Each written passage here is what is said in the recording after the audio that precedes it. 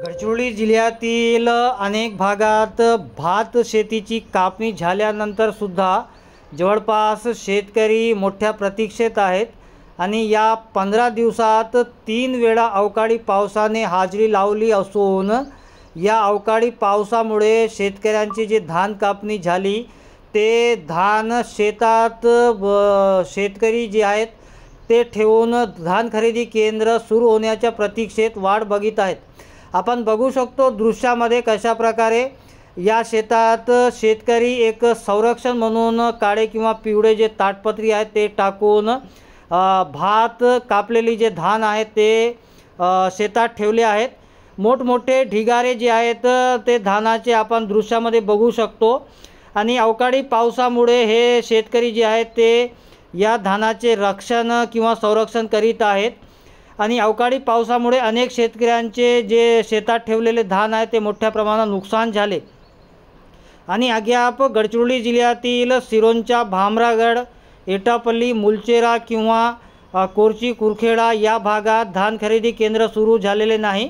दक्षिण भागातील शेतकरी जे आहेत ते तेलंगणा राज्यात नेहमीच धान विक्री करीत असतात, परंतु तेलंगणा राज्यातही धान खरेदी केंद्र बंद असल्यामुळे हे शेतकरी चिंतित आहे आणि सध्या जे आहेत गडचिरोली जिल्ह्यातील शेतकऱ्यांना धान खरेदी केंद्र सुरू होण्याची प्रतीक्षा आहे आणि धान अवकाळी पावसामुळे भिजल्यामुळे हे शेतकरी दिवसभर हे धान उन्हात ठेवून वाट बघत आहेत की हे धान केव्हा सध्या जे आहेत ते खरेदी केंद्र सुरू होणार आणि सध्या गडचिरोली जिल्ह्यात शेतकऱ्यांमध्ये एक चांगला पीक निघाल्यानंतरही शेतकरी चिंतित आहे।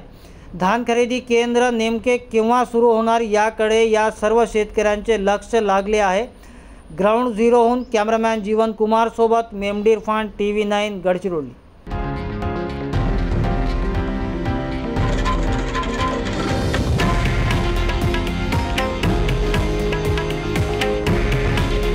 हे आहे देशातील नंबर 1 न्यूज नेटवर्क आणि आपण पाहत आहात TV9 मराठी।